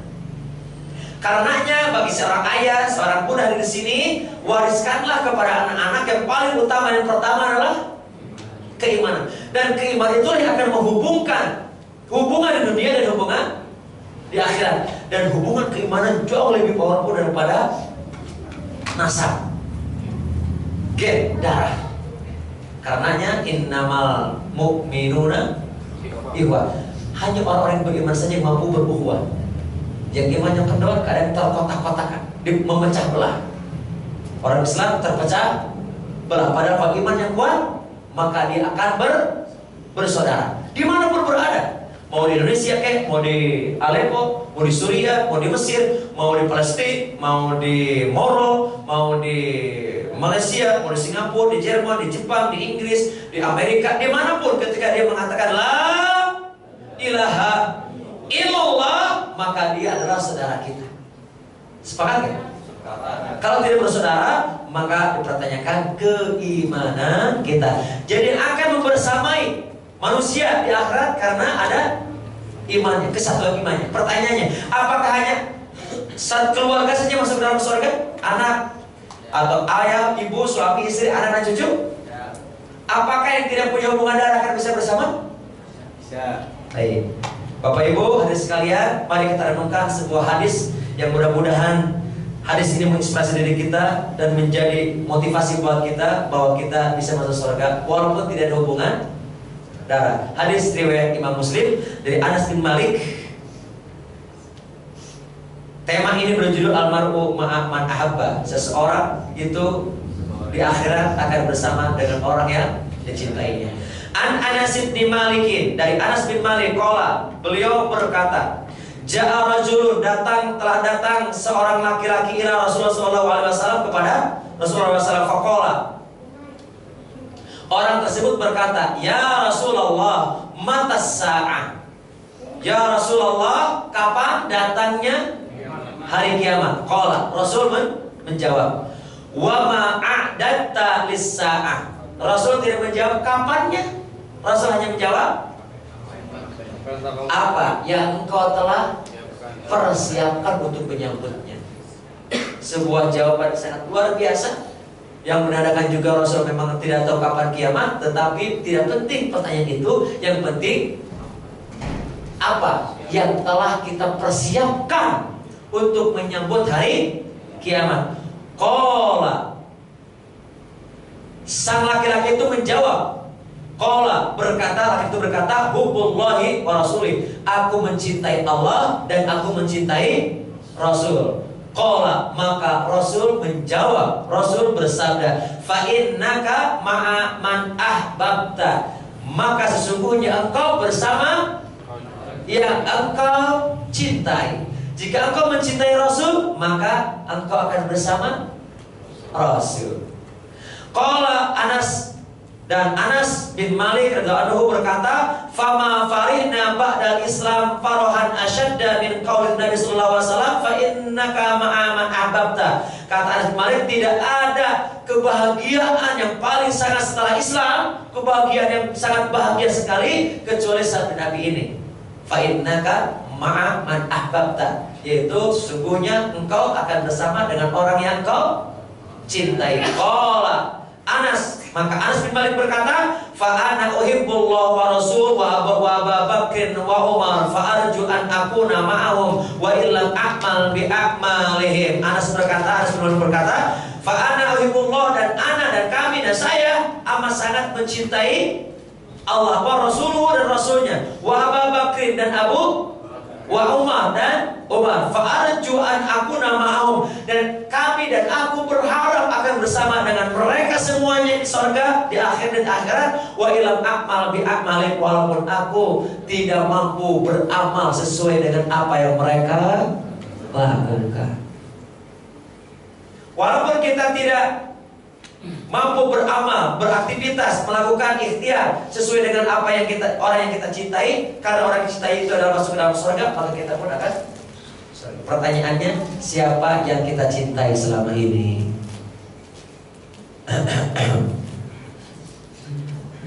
Hadirin sekalian, mohon dijawab, siapa yang nomor satu paling dicintai di dalam hati masing-masing? Jangan ragu untuk mengatakannya jika ada dusta di antara kita. Sekali lagi, siapakah yang paling amat sangat dicintai di hati Bapak Ibu teman-teman sekalian? Jangan ragu sekali lagi, siapa yang paling dicintai? Yakin ke Allah dan Rasulnya? Yakin ke Allah dan Rasulnya? Dan orang yang sudah mencintai, dia rela untuk diatur, diperintah oleh yang dicintai. Betul. Seorang laki yang mencintai pacarnya, ketika pacarnya mau sesuatu, maka dia rela berkorban untuk memenuhi permintaannya. Jika Allah sang kekasih kita, Rasul sang kekasih kita, jika Allah dan Rasul meminta kita, maka mestinya lakukan segera. Ketika suara azan berkumandang, tinggalkan semua aktivitas, termasuk makan tadi, dan segera sholat menuju kekasih kita. Jika Allah dan Rasulnya lebih amat sangat dicintai, ketika harta sudah di tangan kita, Allah berfirman, hendaklah kalian segera menuju kepada ampunan dan surga yang lebih luas daripada yang kita diperuntukkan bagi orang-orang yang bertakwa, yang cirinya adalah yunfikuna fis sarra wad dharra, berinfak, bersedekah walaupun dalam keadaan sempit, sulit, apalagi dalam keadaan ringan. Itulah ciri karakter orang bertakwa. Dan pahala sedekah yang paling besar adalah ketika kita dalam keadaan sempit dan susah. Kita membutuhkan. Dalam ayat yang lain apa? Bahwa kebaikan yang paling sangat amat adalah ketika kita berinfak, bersedekah dengan sesuatu yang kita amat sangat cinta, apalagi untuk membantu orang. Pertanyaannya, siapakah yang paling amat sangat dicintai di hati Bapak Ibu teman-teman sekalian? Pelan mungkin ragu banget kayaknya, ada sesuatu kayaknya yang kenceng. Kalau betul selain Allah juga silakan dijawab saja. Siapa yang paling amat sangat dicintai di hati? Betulkah Allah? Ketika Rasul mengatakan Iqra'ul Qur'an, bacalah Quran, li'annahu ya'ti yaumal qiyamati syafi'an li ashabi. Bacalah Quran, bacalah Quran, bacalah Quran, karena dia akan datang menghampirimu di akhirat dan akan menjadi syafaat bagi sang pembaca. Mohon maaf, bagaimana kondisi kita membaca Quran setiap harinya? Sudahkah membaca Quran hari ini? Ya. Ya. Bapak Ibu, apa perasaan dan respon mata ketika saat membaca Quran baru selesai? Mata masih pelotot atau semangat? Ada yang begitu? Ya. Langsung muak? Ada? Langsung tutup Quran? Pas tutup Quran, mata ada belotot. Buka lagi, semangat lagi. Betul-betul? Kalau begitu siapa yang paling kita amat sangat cintai? Wahai para penjaga, siapa yang kau amat sangat cintai di hatimu selama ini? Panggilan siapa yang paling kita utamakan? Perintah siapa yang paling kita utamakan? Larangan siapa yang paling harus kita jauhkan pertama kali? Mari introspeksi diri, yang jelas di akhirat kita akan bersama dengan orang-orang yang dicintai. Termasuk kalau kita mencintai Rasul, kita bersama Rasul. Kalau kita mencintai Allah dan Allah nomor satu di hati, insya Allah akan memberikan kesempatan bersama dengan Allah di surganya, bahkan akan diperlihatkan tampak berwajah menatap wajah Allah. Ketika menatap wajah Allah, maka manusia akan mengatakan cukup saja aku menatap wajah Allah dan tidak penting surga yang lain. Masya Allah. Sekali lagi di sini Rasul sering mengarahkan bahwa kita masuk surga dengan orang yang kita cintai. Perhatikan lanjutannya, sampai-sampai para sahabat berdoa, Allahumma fa'inna nuhibbuka wa nuhibbu rasulak. Ya Allah, wahai Allah, sesungguhnya kami mencintaimu dan mencintai Rasul. Sampai ada doa khusus seorang sahabat, namanya siapa? Thabit. Mendengar dari Anas, ketika Anas bahagia dengan hadis tadi, maka Anas doanya, Allahumma fa'inna nuhibbuka wa nuhibbu rasulak. Kita baca bareng-bareng yuk sebagai doa. 1, 2, 3. Allahumma fa'inna nuhibbuka wa nuhibbu rasulak. Wahai Allah, sesungguhnya kami mencintaimu dan mencintai Rasulmu. Insya Allah. Ini dalam hadis riwayat yang lain dari Abu Musa al-Ash'ari, datang seorang kepada Nabi dan berkata, wahai Rasul, seorang mencintai satu kaum namun tidak bisa menyamai amalan mereka. Seorang mencintai satu kaum tapi tidak bisa menyamai amal mereka. Apa kata Rasul? Almar'u ma'a man ahabba. Seorang akan bersama seorang yang dicintainya. Baik, hadis terakhir saja ya. Oh, ini panjang banget ya. Ini hadis terakhir ya. Nanti kalau ada waktu kita jawab. Jam berapa? Biasanya jam 12 ya? Jam berapa? Jam 10. Udah habis waktunya. Berarti lewatin aja. Singkat cerita aja ya, singkat cerita, Allah memanggil orang-orang yang beriman, silakan masuk ke dalam surga. Dan ternyata orang yang masuk ke dalam surga itu adalah berbondong-bondong, berkelompok-kelompok, tidak nafsi-nafsi. Berkelompok-kelompok. Dan dalam kelompok-kelompok yang masuk surga itu mereka saling memanggil, saling ngamsen bahasa kita. Ngamsen, mana si Nana? Mana saudara? Mana Aldo? Mana Jamal? Mana Jamal? Mana Jamal? Di mana Jamal? Gak tahu, kayaknya gak ada. Jamal mana? Saling tanya mana. Ya Jamal mana? Gak ada yang tahu. Lalu dia melapor kepada Allah. Ya Allah, aku punya teman namanya Jamal, kemana ya? Tahukah engkau? Jamal di belakang. Dia sering berteriak minta tolong. Di mana? Ternyata sedang. Ini konteks cerita dalam hadis ini. Bukan hadis konteks dirinya Jamal. Ya Allah, sedang berteriak minta tolong.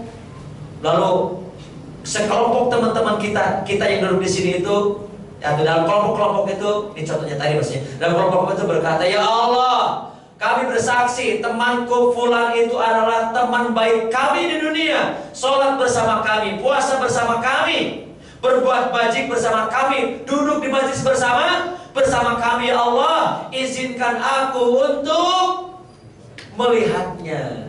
Kata Allah, tanggung amat di sini.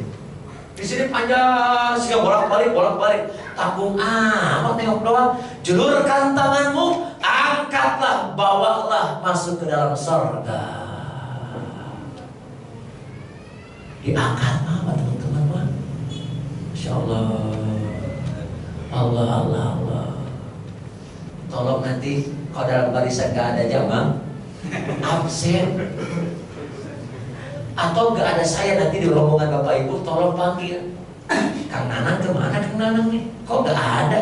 Tolong katakan ya Allah, Kang Nanang pernah bersama kami duduk di majelis hari Sabtu tanggal 7 Syakban, tanggal 14 Mei dari jam 8 sampai hampir jam 10 ya Allah. Kami mendapatkan ilmu darinya ya Allah. Di mana? Kalau saya tidak mendapatkan di rombongan Bapak Ibu, astagfirullah.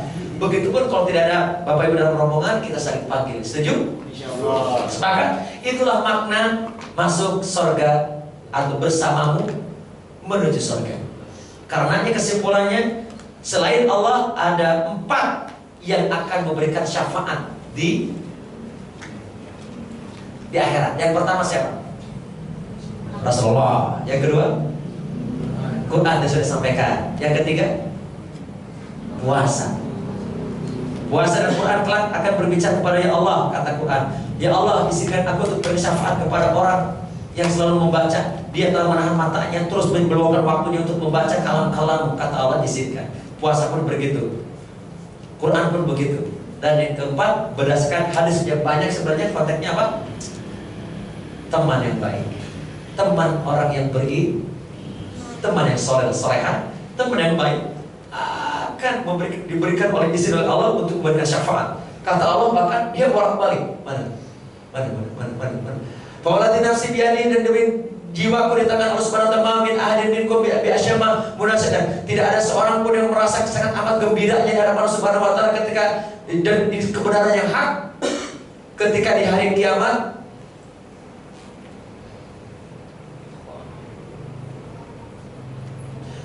Di hari kiamat ketika melihat saudara-saudara mereka di dalam neraka, yaqulun Rabbana, ya Allah ya Tuhanku, kanu yasumuna ma'ana wa yusalluna wa yahujjuna, ya Allah, kami menjadi saksi bahwa kami bersama-sama yang teman kami di dalam neraka itu bersama-sama sholat, puasa bersama-sama, sholat bersama-sama, haji bersama-sama. Fayuqalu lahum, maka Allah berkata untuk mereka, ukhriju man araftum. Kata Allah, kalau begitu keluarkan teman-temanmu siapapun yang kau kenal.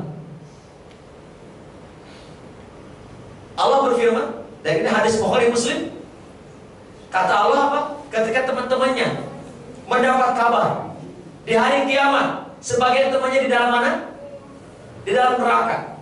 Dan teman-temannya berkata, ya Allah, di dalam saudara-saudara kami, teman-teman kami di dalam neraka itu dalam di dunia bersama-sama kami, sholat bersama-sama, puasa bersama-sama, haji bersama-sama ya Allah, duduk bersama-sama ya Allah. Apa kata Allah? Ukhriju man araftum, maka keluarkanlah semua orang yang kau kenali, bukan hanya sekedar yang yang keluarga saja. Siapa yang kau kenali, keluarkan. Berarti yang mengeluarkan siapa? Dengan isi dari Allah, teman-teman yang baik. Kemudian fatuharramu suwaruhum 'alan nar, maka mereka diharamkan dari api neraka. Maksudnya apa? Dibebaskan. Wa yukhrijuna khalqan katsiran qad akhadatin nari betul ya? Fa yukhrijuna khalqan katsiran, maka dikeluarkanlah manusia yang banyak, qad akhadatin nari allati nisfa saqaihi wa ila rukbatihi. Mereka yang mestinya masuk ke dalam neraka dan berpeluh-peluh sampai kepada rukbatnya, lututnya, dikeluarkan walaupun sudah ditenggelamkan di dalam neraka. Tsumma yaqulun, kemudian teman-temannya itu manusia hamba Allah itu berkata lagi kepada Allah, mereka berkata, Rabbana, ya Allah ya Tuhanku, ma baqiya fiha ahadun mimman amartana bih, ma baqiya fihi ahadun mimma, ya Allah, sesungguhnya sudah tidak ada yang tersisa lagi. Aku sudah angkat, aku sudah keluarkan. Kata Allah, fayaqul, kata Allah, irji'u, entar, belum, balik lagi ke dalam neraka, balik lagi, tengok, lihat lagi. Faman wajadtum fi qalbi misqala dinarin min khairin fa akhrijuhu. Walaupun engkau tidak mengenalnya, tapi siapa yang kau ketahui yang ada imannya di dalam hatinya, walaupun sebiji zarrah, misqala dinarin, satu dinar, min khairin, seharga dari kebaikan, fa akhriju, maka keluarkan. Fa yukhrijuna khalqan katsir, maka teman-teman itu kembali ke neraka berbondong-bondong mengeluarkan orang yang ada iman di dalam hatinya walaupun sekecil apapun.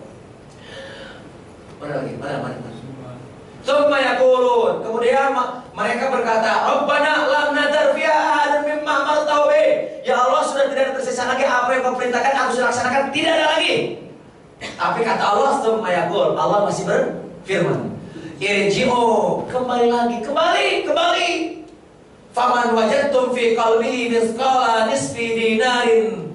Angkatlah saudaramu yang kau kenal walaupun ada, kalau tadi 1 dinar, sekarang nisfun, setengah dinar, min khairin, dari kebaikan, fakhriju, keluarkan, fayakhriju khalqan katsir, maka dikeluarkanlah banyak kalangan orang. Summa yaqul rabbana lam nadar fiha mimman amarta ahadan. Ya Allah, udah kayaknya udah gak ada lagi, aku sudah merasakan perintahmu. Kata Allah, irji'u, kembali lagi. Jadi berapa nih? Kita ucapin dulu Masya Allah. Irji'u, kembali lagi, kata Allah. Faman wajadtum fi qalbihi mithqala dzarratin min khairin fakhriju. Kalau tadi 1 dinar, kemudian setengah dinar, sekarang bukan dinar, debu. Barang siapa yang ada wajadtum fi qalbihi mithqala dzarratin min khairin, barang siapa yang ada kebaikannya di dalam hatinya walaupun mithqala dzarratin, walaupun sebiji atom, fakhriju, keluarkan, fayurijuna khalqan katsir. Kemudian mereka mengeluarkan, kemudian berkata, ya Allah, kami udah mengeluarkan banyak, nggak ada lagi kayaknya. Kemudian apa? Fakhriju, fayurijuna khalqan katsir. Allah masih menyuruh lagi, masuk lagi. Berapa kali bolak-balik begitu? Banyak banget ya. Rabbana lam nadra wa kana Abu Sa'id yaqul illam tusaddiqu bihadzal hadits faqaru. Barang siapa kata Abu Sa'id Al-Khudri, barang siapa yang tidak membenarkan hadis ini, faqaru in syi'tum, maka dengarkan sesuai dengan hatimu. Innallaha la yadlimu mithqala dzarratin wa in takas hasanatun yudha'ifu wa yu'ti min ladunhi ajran 'azima. Sesungguhnya Allah tidak menzalimi seseorang walaupun dengan, atau membiarkan amalnya walaupun dengan sebiji wa in taku hasanatun yudha'ifu. Barang siapa yang memiliki kebaikan maka akan dilipat gandakan wa yu'ti min ladunhi ajran 'azima, dan kelak akan dibalas kebaikan itu dengan balasan yang sangat besar. Surat An-Nisa, hadis riwayat Bukhari Muslim. Insyaallah, alangkah indahnya kita punya teman yang baik. Teman yang baik akan menyelamatkan, memberi syafaat kepada kita dengan izin Allah Subhanahu wa taala. Inilah makna menuju surga bersama kita, atau bersamamu menuju surga. Walaupun ini baru hadis-hadis, kabar-kabar, masih banyak yang lain. Bagaimana caranya terus masih banyak lagi. Saya ingin tutup dengan sebuah cara Imam Syafi'i dan Hasan al-Basri. Banyak sekali lagi bagaimana caranya. Satu tadi sudah disampaikan oleh Pak siapa yang pertama? Yang terdapat tadi ayatnya ini, surat Tahrim, ya ayyuhalladzina amanu qu anfusakum agar kita bisa bersama-sama menuju surga. Jaga dirimu dan keluargamu. Ini yang pertama. Yang kedua adalah surat Al-Asr, harus beriman, amal soleh, dan nasihat berarti sesama kepada orang banyak. Dan berikutnya adalah innallaha yaqulu yaumal qiyamah aina mutahabbun bijalali yaumal idhilhum bi fidil yaumal adillah. Innallaha, sesungguhnya Allah Subhanahu wa taala berkata di hari kiamat, aina mutahabbun, siapa yang saling mencintai, bijalali, karena aku al-yauma, di hari di mana tidak ada pelindung kecuali dengan Allah, maka berlindunglah kepadaku. Jadi Allah hari kiamat mencari orang yang saling mencintai. Dan orang beriman adalah harus saling bahkan tidak sempurna iman seorang kecuali dia mencintai saudaranya dimanapun berada.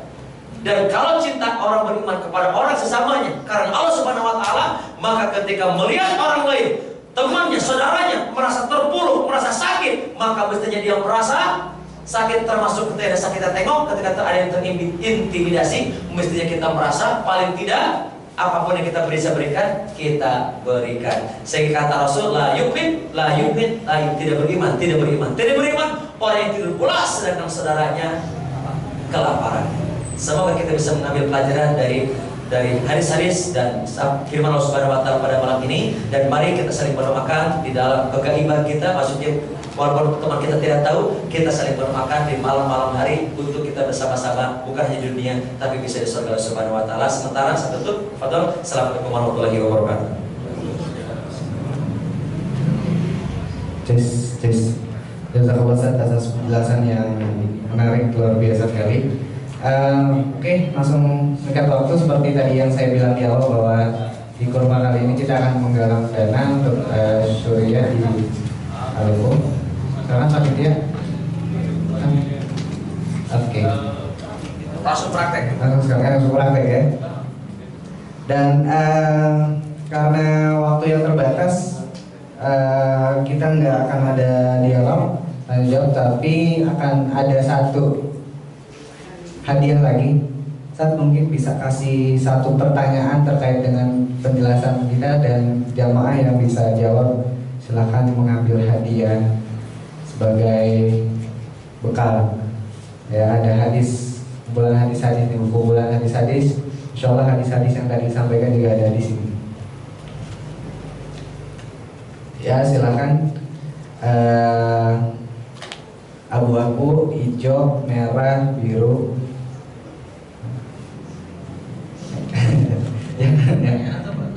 Pertanyaan dari saya. Pertanyaan. Siapa yang mau jawab dulu deh? Nanti baru saya kasih pertanyaan. Ya, silakan. Oke. Oke, ada dua. Ada dua. Oke, satu dulu. Pertanyaan pertama. Saya menyebutkan ada 4 yang memberikan syafaat, yang Allah izinkan 4 hal itu diberikan izin untuk memberi syafaat, bukan hanya untuk keluarganya, tetapi untuk sesamanya. Boleh sebutkan?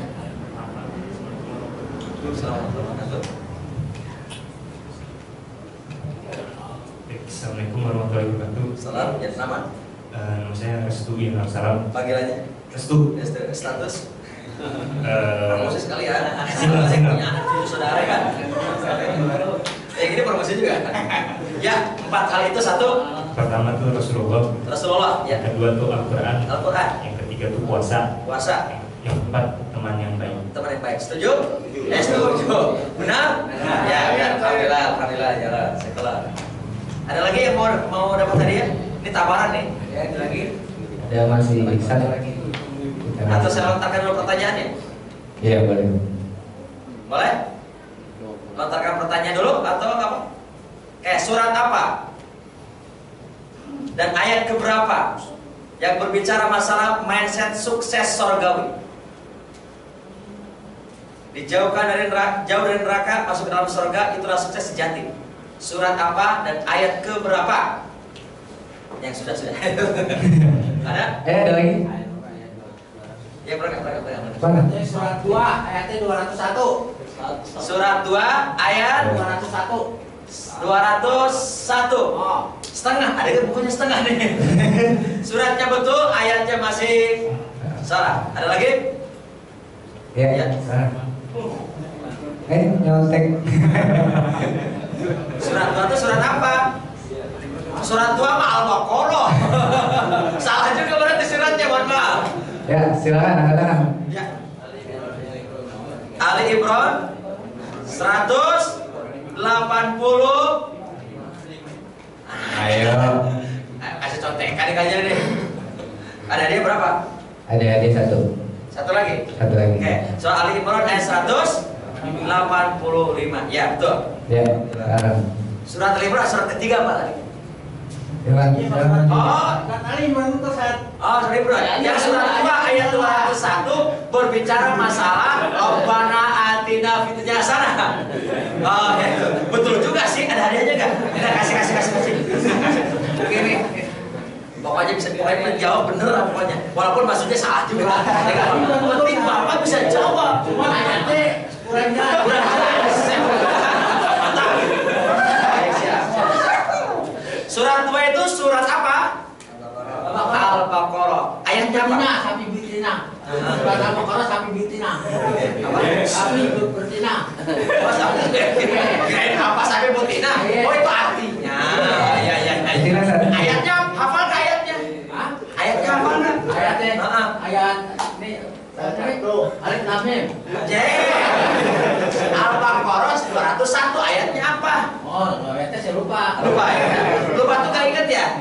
Ya, saya bantu ya. Bismillahirrahmanirrahim. Wa minhum may yaqulu rabbana atina fid dunya hasanah wa fil akhirati hasanah Hafal gak ayatnya tadi? Surat Ali Imran ayat 185. Kullu nafsin dha'iqatul maut wa innama tuwaffawna ujurakum yawmal qiyamah faman zuhziha 'anil nari wa bihal jannah faqad faz wa mal hayatud dunya illa mata'ul ghurur. Hari habis. Habis tadi.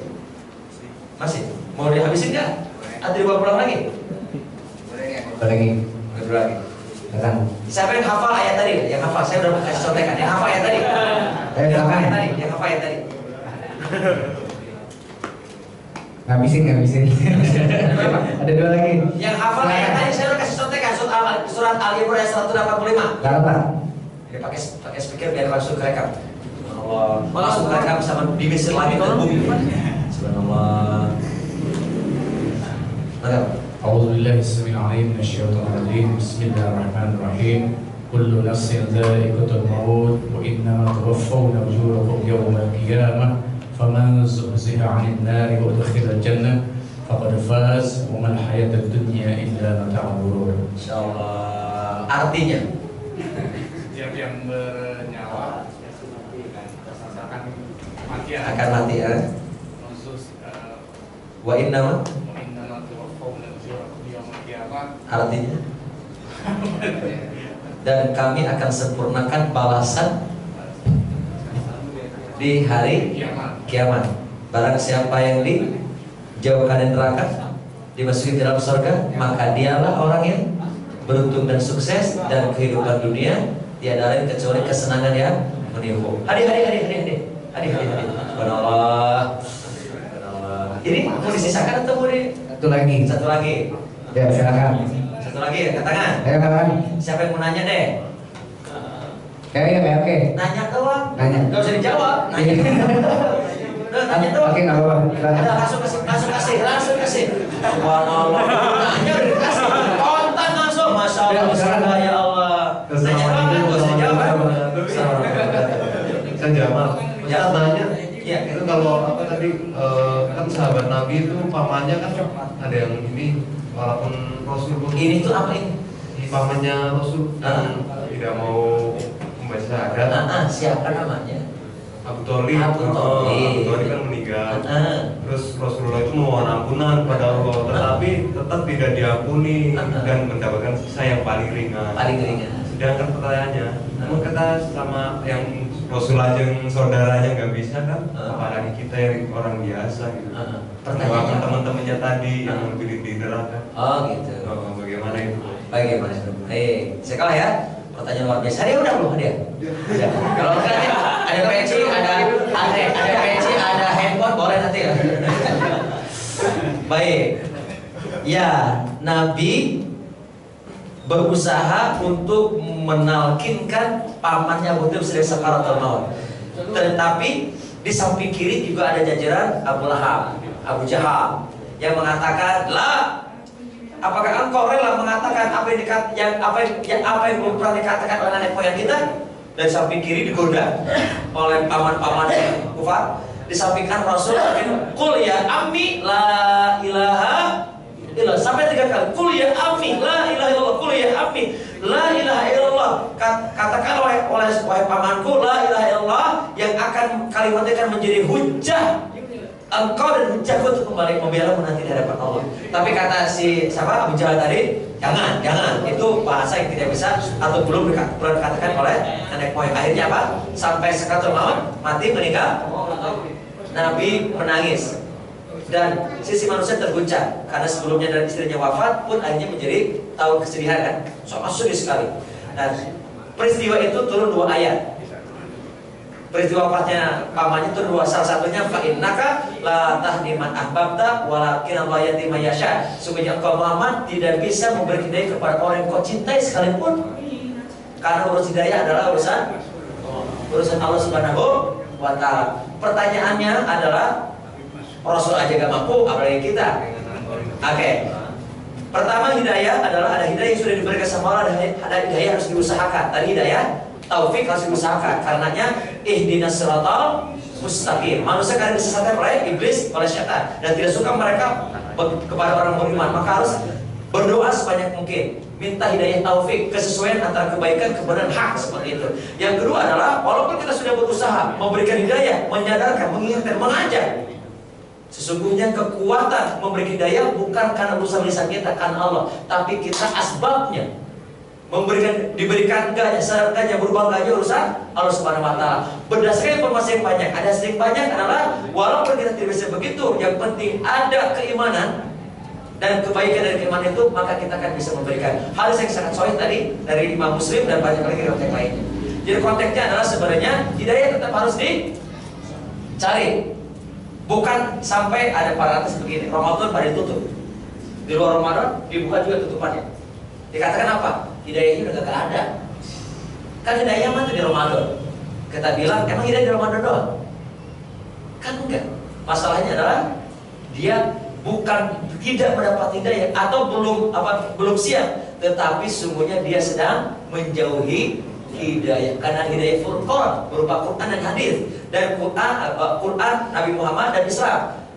Berarti hidayah itu sudah ada. Masalahnya adalah kesombongan dan iblis saja yang menghalanginya. Karenanya perlu ada sistematika bagaimana kita menjaga hidayah dan iman itu dengan cara salah satunya selain beribadah adalah berkumpul dengan orang-orang yang baik. Dan dengan berkumpul orang baik inilah kita akan saling mengajak nanti, bukan hanya di dunia tetapi juga di akhirat.